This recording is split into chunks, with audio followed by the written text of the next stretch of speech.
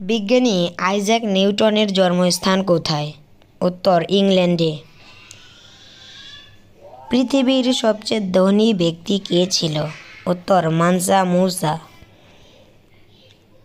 মৌর্য সাম্রাজ্যের শ্রেষ্ঠ শাসক কে?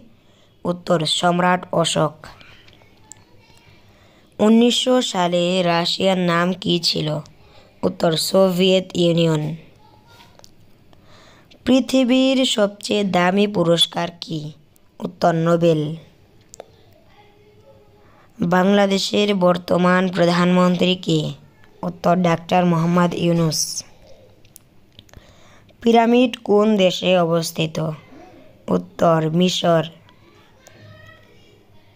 কত সালে পলাশীর যুদ্ধ হয়? উত্তর 1757 সালে। কোন দেশের ভাষা সবচেয়ে কঠিন? উত্তর চাইনিজ মান্দারিন ভাষা। কোন ভাষায় কোনো বর্ণমালা নেই? উত্তর চাইনিজ ভাষায়।